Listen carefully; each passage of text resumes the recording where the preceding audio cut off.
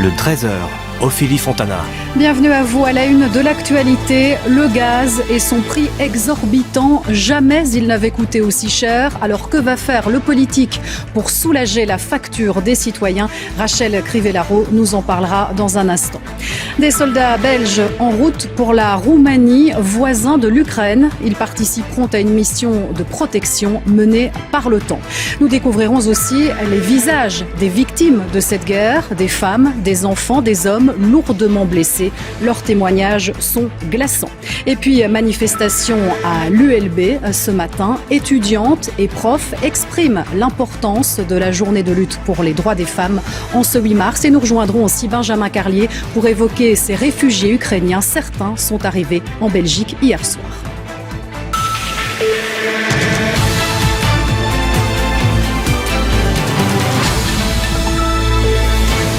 Bonjour à toutes et tous. Où va s'arrêter l'envolée des prix de l'énergie? On est en droit de se le demander. Nous avons choisi aujourd'hui de nous concentrer sur le gaz. Son prix est, écoutez bien, 20 fois plus élevé qu'il y a un an. Alors imaginez notre prochaine facture, elle sera salée. Et cela inquiète d'ailleurs les citoyens. Thomas Dechamps et Margot Guillot en ont rencontré quelques-uns. À Louvain-la-Neuve, le gaz de ville alimente toutes les maisons. Alors chez cet habitant du quartier de la Baraque, il n'y a pas eu trop de questions à se poser sur le type de chaudière à installer au moment de rénover la maison. En 2006, le gaz était une option intéressante, plus intéressante que le mazout, sans doute moins intéressante que des options qui étaient un peu expérimentales à l'époque, mais ça nous paraissait être un compromis vraiment intéressant, oui. Pendant des années, les prix sont restés stables. Et puis en seulement quelques mois, Alain a reçu 3 demandes successives de son fournisseur d'électricité pour augmenter le montant de sa provision. Aujourd'hui, sa facture combinée de gaz et d'électricité a triplé de prix. Avant, ce n'était pas vraiment douloureux et c'était OK, ça correspondait à ce qu'on estimait juste. Maintenant, ça nous inquiète vraiment et donc ça nous invite à réfléchir d'une part à améliorer l'isolation du bâtiment, qui est déjà par ailleurs très bien isolé. Par ailleurs, ça nous invite à être très attentifs aux consommations. Petit geste efficace, le thermostat a été baissé d'1 degré pour réduire un peu la consommation de gaz, mais ça ne compensera bien entendu pas l'augmentation du prix de la facture. Chez ce spécialiste en chauffage de la région de Mons, les inquiétudes des clients sont entendues tous les jours. Certains renoncent d'ailleurs à passer uniquement à une installation au gaz. Ici, on a fait une vente il y a très peu de temps pour une chaudière propane, donc une installation qui était initialement au mazout, et on a été questionné pour savoir si c'était encore légitime de mettre une chaudière propane à la place du mazout. Et donc la décision qui a été prise par ce client, c'était de conserver sa chaudière mazout ainsi que sa propane sur le côté et de pouvoir jouer des deux côtés en fonction des prix de l'énergie.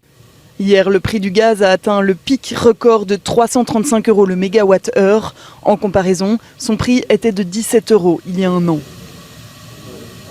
Oui, regardons de plus près donc ce prix du gaz. Pourquoi est-il si élevé, me direz-vous? Alors Rachel Crivellaro, c'est vrai, vous les avez analysés, ces chiffres, ils donnent vraiment le tournis.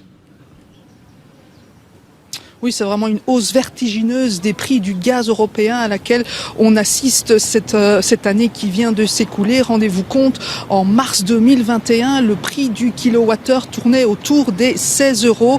Hier, 7 mars 2022, eh bien, le prix du kilowattheure s'établissait autour des 212 € à la clôture et s'offrait même un pic historique en cours de journée avec un kilowattheure à 345 €. Bref, en un an, les prix du gaz ont tout simplement été multipliés par 20 et cela s'explique évidemment en partie par la reprise économique suite à la crise sanitaire, mais surtout évidemment par la guerre en Ukraine. Et certains craignent que cette folle spirale se poursuive si d'aventure la Russie devait décider de couper son approvisionnement en gaz ou si au contraire ce sont les Occidentaux qui décident de boycotter le gaz russe. Oui, le gouvernement dans tout ça, Rachel, pourquoi n'est-il pas encore intervenu pour aider les consommateurs ?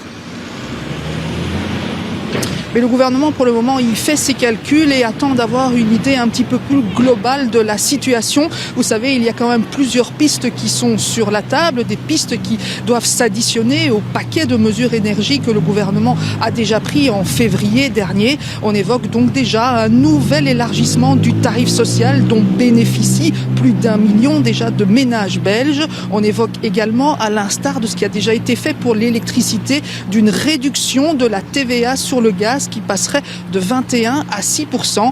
Évoquer également des pistes pour adoucir la facture à la pompe avec la mise en œuvre du cliquet inversé sur les carburants. Vous savez que là aussi, les prix s'envolent littéralement. Mais toutes ces mesures, Ophélie, le problème, c'est qu'elles ont un coût qui n'est pas négligeable pour l'État, dont les caisses ont déjà été vidées par les nombreuses aides qui ont été apportées lors de la crise du Covid. Alors pour le moment, ils cherchent toujours la meilleure combinaison pour pouvoir atténuer le manque à gagner à venir.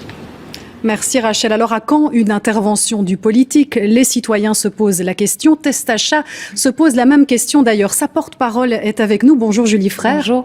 Alors c'est vrai que la facture, elle est exorbitante. Ça va devenir impayable. On se demande si aujourd'hui, utiliser du gaz, ça va pas devenir un bien de luxe. Or ce n'est pas normal. Tout à fait, on parle quand même d'un produit de première nécessité. On parle de simplement pouvoir se chauffer, pouvoir cuisiner chez soi.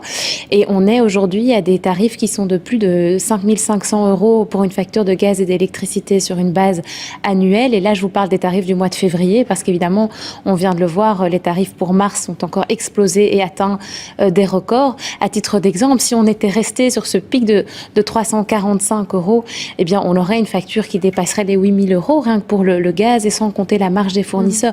Donc on est vraiment dans une situation tout à fait inédite et c'est vrai que jusqu'à présent, les mesures qui ont été prises par le gouvernement ont apporté un certain soulagement, mais nous aurions voulu qu'on aille plus loin. Ça fait plus loin, Julie Frère, en tant qu'organisme de défense des consommateurs, ça veut dire quoi pour Testachat? Écoutez, depuis septembre, on demande déjà la baisse de la TVA aussi bien sur l'électricité que sur le gaz. Pourquoi aussi sur le gaz? On sait qu'on parle d'une énergie fossile, mais on est quand même dans une situation inédite. Ça devient très compliqué pour les ménages de payer leurs factures. On voit que les demandes de plans de paiement explosent, elles ont doublé. On voit aussi que les demandes auprès des banques alimentaires et des CPAS sont en grande augmentation. Et donc, on est face à une situation exceptionnelle. Et je dirais, face à une situation exceptionnelle, il faut des mesures exceptionnelles. Et ensuite, évidemment, il va falloir réfléchir de manière plus large à des solutions structurelles pour maintenir les prix de l'électricité dans une norme qui reste abordable pour les ménages belges. En attendant ces solutions, vous êtes souvent de bons conseils, Testachat. Quel est le meilleur conseil justement qu'on pourrait donner aux consommateurs aujourd'hui qui se sentent un peu perdus? On les a entendus. Alors malheureusement, je dirais qu'aujourd'hui, la marge de manœuvre est relativement limitée. Donc ça ne me fait pas plaisir de dire ça, mais c'est une réalité. Si on a un contrat fixe, surtout, on ne touche pas, on reste dans son contrat fixe. Au moment de l'échéance, il faudra bien comparer pour choisir le meilleur contrat. Si on a un contrat variable, on est dans une situation compliquée parce qu'on va subir effectivement la hausse des prix. Mais là aussi, ça vaut quand même la peine de comparer. Il y a des outils comme ce Testachat qui permettent de réaliser certaines économies. Et puis des petits gestes, comme on l'a vu dans votre reportage, baisser le thermostat de 1 degré, par exemple, ça peut faire économiser parfois plus de 200 € par an sur la facture. Merci beaucoup Julie Frère d'être venue nous donner ces quelques conseils. Vous êtes la porte-parole de Testachat, je le rappelle. Dans la suite de ce journal, nous irons à Hong Kong. Un nouvel hôpital est en cours de construction. Les cas Covid explosent. Découverte d'une banque de sang particulière, elle est dédiée aux animaux. Et là aussi, on lance un appel aux dons. Et puis du cinéma avec la sortie de La Mif, un film qui nous emmène dans un foyer pour adolescentes défavorisées. Voilà pour notre tour de l'actualité à la mi-journée. Dans un instant, la météo de Daniela Prepeliuk et puis affaire conclue. Bel après-midi à vous sur La Une et à demain.